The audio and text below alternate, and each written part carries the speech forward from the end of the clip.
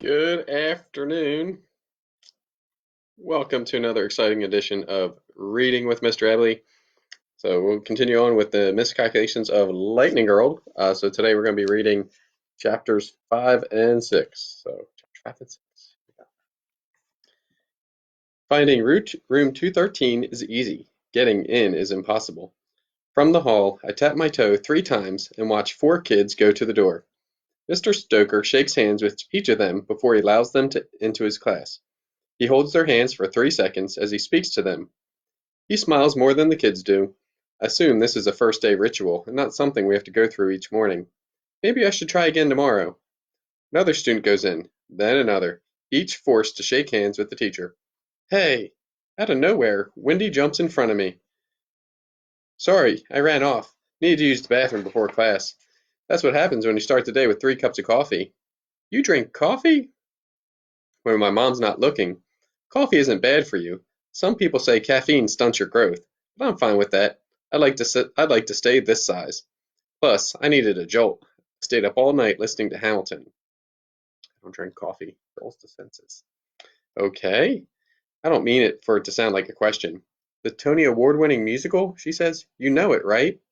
I shake my head. I'm not into music. You should listen to it. Life-changing. A bell rings. Come on. Wendy and her massive backpack head toward Mr. Stoker. I watch her shake the man's hand. Looks so simple, and he appears to be a clean guy.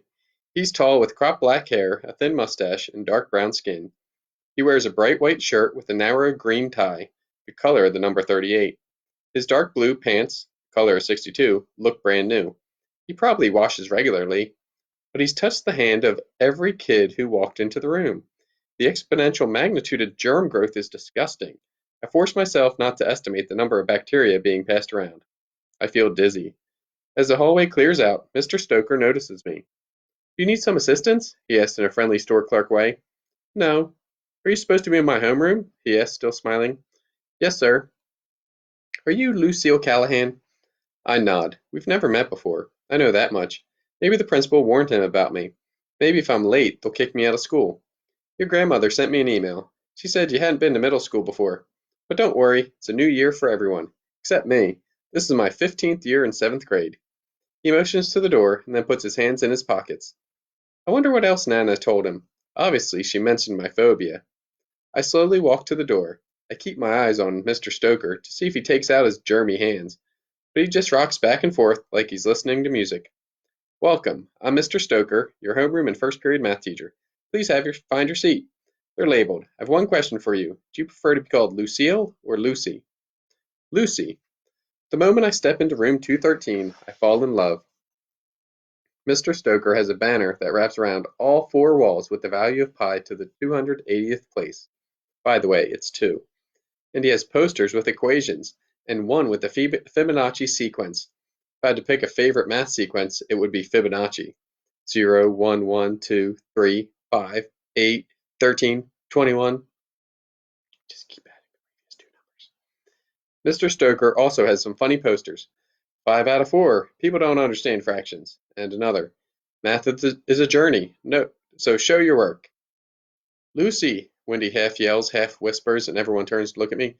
That's your seat. She points to a desk in the second row that has a paper with my name written on it. I try to smile in thanks. I tap my toe 3 times to keep the numbers quiet and to keep from running out the door. When I get to my seat, I put my backpack on the floor. Mr. Stoker's at the front of the room, introducing himself again. I don't know what to do first, sit down or clean my desk. The warning bell rings at 7:25, the second bell at 7:30. Mr. Stoker speaks in a low voice that can only be heard if everyone is quiet. You're expected to be in your seat, ready to start the day at 7:30. I don't think Mr. Stoker is picking on me specifically. I'm the only person not sitting. I take a breath and sit. Stay, Lucy, I think. But I can't. Numbers invade my head. 3.14159. Ignore them. 265358979323. Mr. Stoker keeps talking, but I can't make out the words. 4338327950288. The numbers get louder, bigger, and brighter. 7494459230078. I stand up, all the way up. Only meant to come up an inch. I have no control over me. The kid next to me, his name is Levi, according to the paper on his desk, turns his head real quick like I've scared him. I sit again. I stand again. I sit. Finally, my face heats up like I have the worst case of sunburn. No one says anything, but I'm in the second row, and I know that 18 kids who are not in the front row all noticed my weirdness. Wendy is in the front and misses it all, which is a relief because she would have said something or asked, "What are you doing?" Announcements come over the classroom speaker. The principal welcomes us all to another great school year. While he reads an inspirational quote, I slip an individually wrapped Clorox wipe from my backpack and clean my desk. Levi watches me with his mouth open. He has dark eyes that I wish would stop looking at me, brown skin, and black curly hair that's thick on top of his head and shaved to almost nothing on the sides. I did the opposite haircut. He stares as if he has never seen anyone clean before. It's not like I'm doing a magic trick or a dangerous science experiment. When I finish wiping the top, I show him the cloth. It's black with grime. He wrinkles his face in disgust. I'm not sure whether the look is for the dirt or for me. I slip the dirty wipe into a sandwich bag to throw away later. I'll probably collect 15 to 20 wipes during the day. Homeroom lasts for 10 minutes. Afterwards, we stay in our seats and Mr. Stoker starts his class. I'm disappointed because he spends his 50 minutes going over rules and policy. I wanted him to hear him talk about math, even if it was only addition. When the bell rings, I get up slowly. I don't want to bump into kids in the doorway. "What do you have next?" Wendy asks. "Room 304, Spanish. I've already finished 6 semesters of high school Spanish online. I can't speak it well, but I'm great at memorizing words. I have technology, then language arts third. You do too, right? We should have all our core classes together. That's how it works." "Yeah," I nod. "Well then, I'll see you in 50 minutes, if I survive that long." Chapter 6. I've watched enough TV to know that cafeterias are rooms of torture and humiliation in both schools and prisons. But East Hamlin Middle is different from what I'd imagined. We don't walk to lunch on our own. We go to fourth period, which for me is a science. Then Miss Bryson marches us to the cafeteria in a quiet single file line. There's no picking seats around the room. The entire class is forced to sit together at a giant table like we're a big happy family. "Take any empty seat," Miss Bryson says. "You have 25 minutes. That's it." The stools are attached to the tables. We can't move our seats closer to the tables or farther from our classmates. "Be right back, save me a seat," Wendy says. She joins the end of the food line. I take an empty stool 1 seat away from Levi. I sit, stand, sit, stand, sit. He groans. "Is this seat taken?" I ask. I really don't want to start over. "Looks like you took it 3 times already," he said. The table reeks of cleaning stuff. I still don't trust it. I take out my 5th wipe of the day.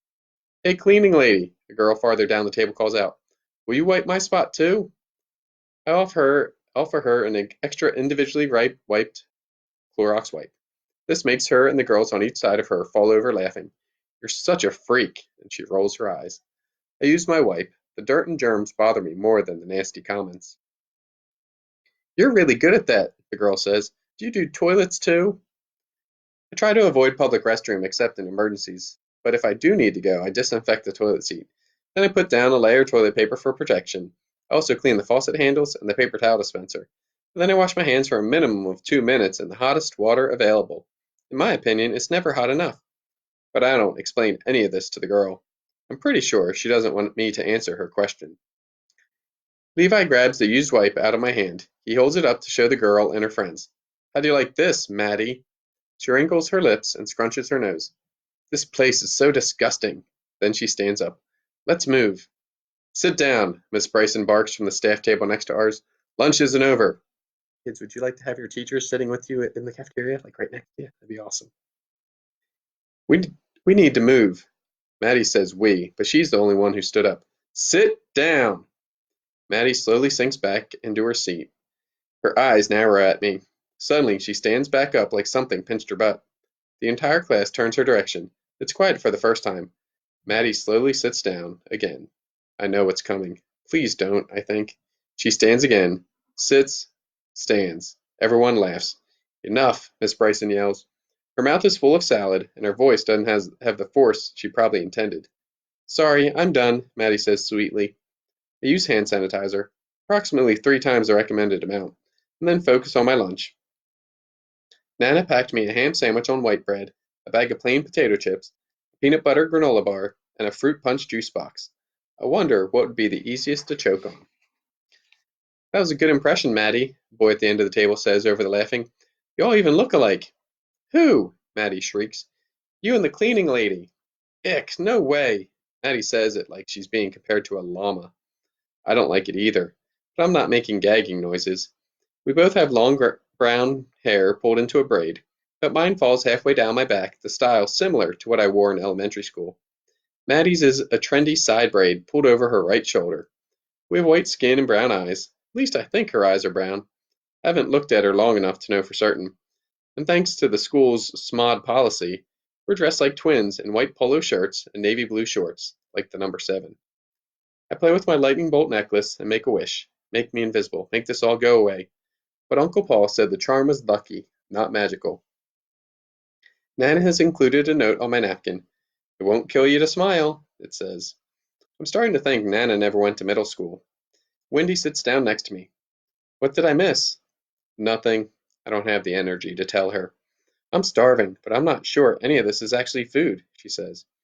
Her tray has yellowy chicken strips, the color of the number 102, an apple, mashed potatoes, and chocolate milk. Wendy tastes a bite of chicken, chews twice, and then starts talking. So, Lucy, she says, tell us your story. There's nothing to tell. Nothing interesting, anyway. I take a drink from my juice box. You're new. New is always interesting. Not this time. Fine, I get it, Wendy says. You're shy. Why don't I tell you something about everyone else, and then you'll feel more comfortable? You don't have to. I look at the clock. We still have 17 minutes left of this torture called lunch. Don't worry, I'll tell you something good and not so good. That's the only right way to do it. The right way is not to talk about people at all, Levi says, staring at his carrot sticks. Oh, look, Wendy says, a volunteer. That's Levi Boyd. He has 2 moms. Hey, that's your good trait. I've met his moms. I volunteered with them at the soup kitchen last Thanksgiving. They're awesome people. Wendy taps her heart. Now, he has flaws. Do I really need to pick just one? Stop talking.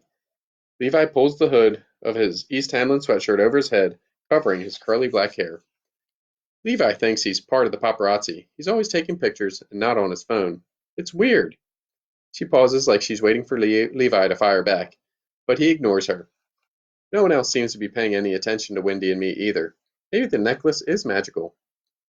Moving on, that's Lincoln Chandler. Wendy continues, her voice is softer. He's an awesome soccer player, and he has a severe Brazil nut allergy. Do you have any Brazil nuts in your lunch? Because they could literally kill him.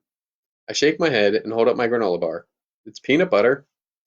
The rest of Wendy's lunch lies untouched as she goes around the table, giving me the details about everyone. They all start to blend together, good at baseball, spelling, musical theater, drawing manga, whatever. She hasn't mentioned anyone being good at math. As for the negatives, she talks a lot about allergies and weird hobbies, like the kid who collects movie ticket stubs. Not just for movies he's gone to. He'll buy your used tickets for a quarter, she says. He hasn't done that since the 4th grade, Levi says. Whatever. Where was I? Wendy pauses. There are only 2 people she hasn't summed up yet, herself and Maddie, the girl who called me the cleaning lady. I guess that leaves me, she said. Let me, Levi jumps in. Wendy Sitton loves a charity case. His brown eyes focus on mine for a second, and it feels like a warning. Lives for it. She smiles. True, I like to think I'm making a difference in the world. Wendy Sitton likes musicals, though she can't sing. That's true too, Wendy says. She's also bossy and nosy and has opinion about everything. He counts the traits on his fingers. True and true and true. I'm a born leader. I speak my mind. And it's not like I'm reading people's diaries or break into lockers. I'm observant. Your turn, Lucy. She shovels a spoonful of mashed potatoes into her mouth. What about her? I nod toward Maddie. I don't really want to know. I'm stalling. Wendy swallows. That's Maddie Thornton. She does gymnastics and dance, and she's a really good singer. She sang the national anthem at a professional baseball game last year. It was minor league, Levi adds, and she got the words wrong. Wendy continues like Levi didn't say anything. Maddie and I were best friends in 5th grade, and our moms have known each other forever. She's also wicked smart. You mean just plain wicked, Levi mumbles. She's not that bad, Wendy says. Now it's definitely your turn, Lucy, unless you want me to talk about the teachers too. Miss Fleming went through a nasty divorce over the summer. Okay, tell us something good first. She says us, but no one else is listening, except maybe Levi. I'm good at math. Okay. She seems disappointed. You already know my, routine. The sitting thing? She asks. Yeah. She missed it in math class, but got to witness it in language arts and twice in science. She laughs. Maybe you really aren't interesting. Told you, mostly ordinary. At least that's what I want everyone to think. Lightning Girl, you ordinary, everyday, savant cleaning lady. So that is the end of chapter 6. So tomorrow I think we'll read actually a couple chapters. I think they're pretty short. So every day, 12 o'clock, right here, Facebook Live. You can also check up on YouTube. I will be posting the videos up there by tomorrow morning. So y'all have a great rest of the day. Make sure that you're working hard, taking care of each other, and most importantly, staying safe. And remember, Rangers of the way.